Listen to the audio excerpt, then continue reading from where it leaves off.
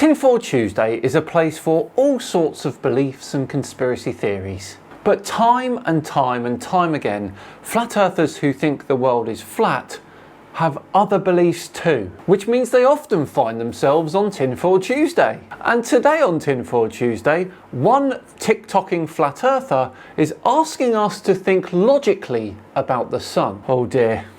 Roll the titles.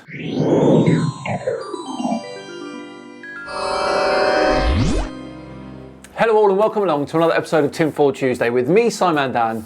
Thank you very much for joining me. Before we begin today, a quick word from me about today's sponsor, Extra Wallets. Now, Extra is known for inventing the first trackable wallet, and now they're on a mission to upgrade the rest of your carry essentials with sustainable wallets, bags, and accessories that help you get more out of every day. It's half the size of a conventional wallet, but it carries over 12 cards plus cash, and you can access all your cards in a click of a button with this signature trigger mechanism here.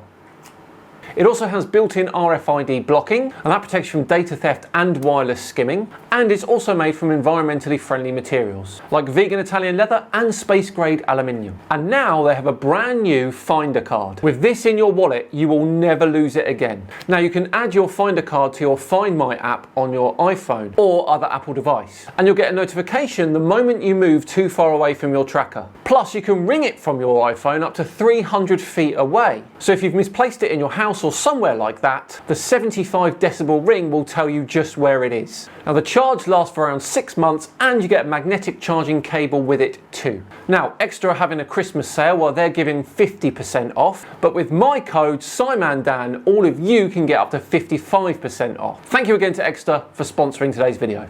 Okay, great. On with today's video, which comes from TikToker Mario D 1983. He wants to talk about the sun. These sorts of videos never end well for them, do they? Come on then, Mario, let's hear you out.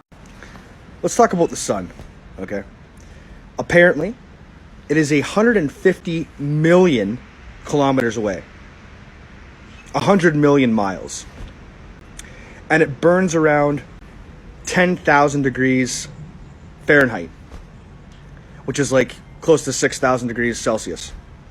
Okay, first up, the sun does not burn in the conventional manner that you think. Its energy comes from nuclear fusion with a core temperature of around 15 million degrees C. Now, it is correct to say that the sun's surface is around 6,000 degrees C, but the surface does not burn per se. I used to work at a steel company, okay? To make metal, the furnaces burn around 2,000 degrees. And you can feel that heat from about, 25 feet away. So you're telling me that something that only burns at 10,000 degrees can be felt at 150 million kilometers. Does that make sense to you? Yes, it does. The sun is quite a bit bigger than your traditional furnace, so that of course will make a difference. However, the sun's heat reaches Earth through electromagnetic radiation. The heat you feel from a furnace that's around 25 feet away transfers heat primarily through conduction and convection. But yeah, the sun is massive, the furnace is not. Nuclear fusion, and they say it takes 1 million years for the heat to reach us.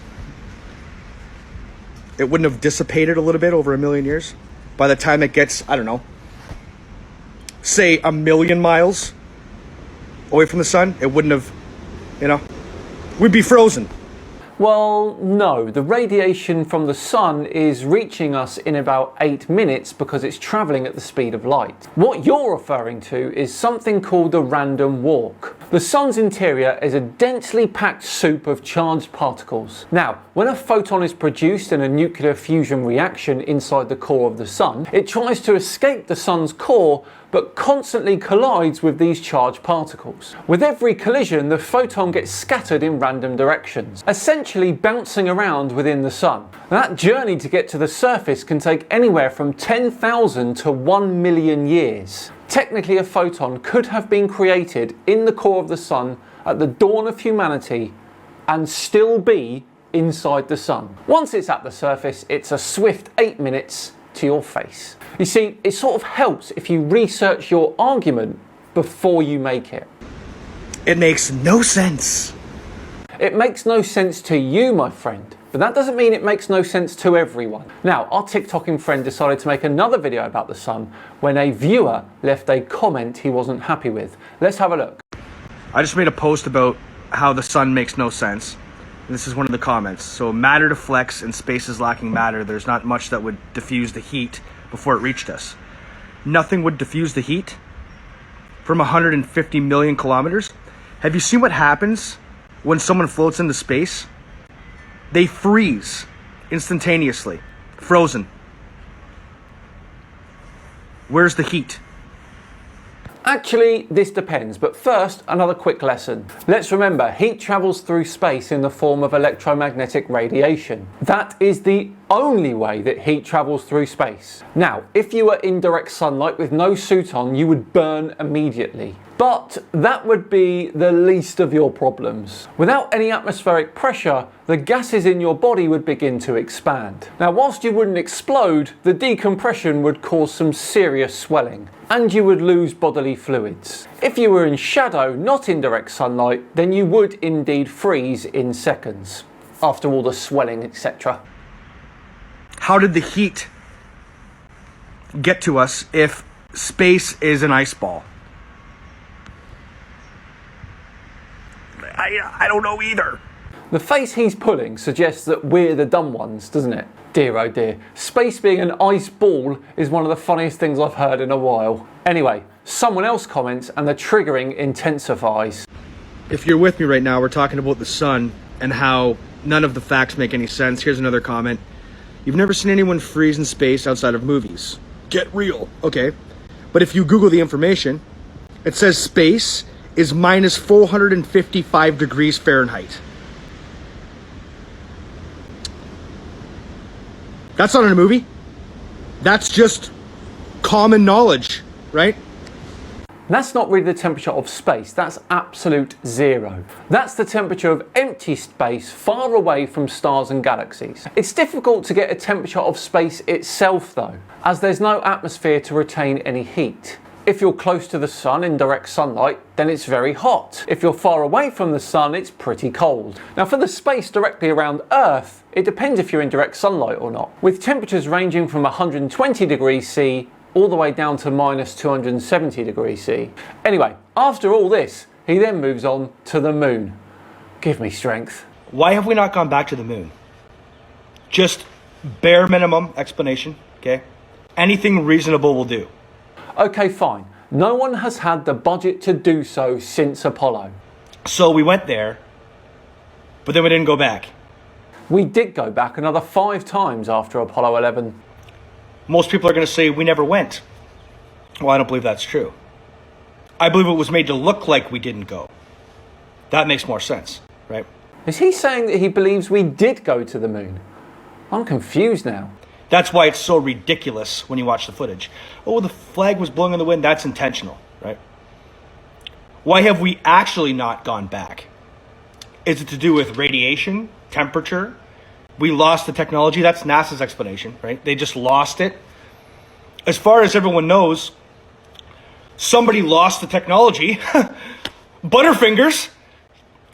Yes, they no longer had a launch vehicle. In fact, NASA didn't have their own launch vehicle for quite some time. When humans go places, okay, we populate that area. That's how we work. We put up shopping malls. Can you imagine? Christopher Columbus shows up, he's like, oh, look, we found new land. Whatever. Let's go home. But there's rainforests, sir. There could be cures for diseases. You know what? I just don't feel like it. Any reasonable explanation whatsoever will do. Thank you, Hank. Is he asking why we haven't populated the moon yet? Columbus was still on Earth when he made his discoveries. You know, with a breathable atmosphere and all that. Populating the moon is a bit more difficult, my friend. Well, there we go. What an interesting insight into that TikToker's particular world. Let me know in the comments below what you thought of his TikToks. But for now, we're all done and dusted for another Tinfoil Tuesday. Thanks so much for watching. As always, it's truly appreciated. If you enjoyed it, a thumbs up on the video would be fantastic, as well as sharing the video if the feeling takes you. And of course, don't forget to hit that subscribe button below. Just enough time for another word from me about today's sponsor, Extra Wallet. Remember, they've got a Christmas sale on with up to 50% off, but with my code SIMANDAN, you can get up to 55% off. Click the link in the description. Merry Christmas. I've been SIMANDAN. Have yourselves a cracking few days, and I'll see you on Friday for the return of the Flat Earth Prince himself, Mr. Eric Dubay. See you then.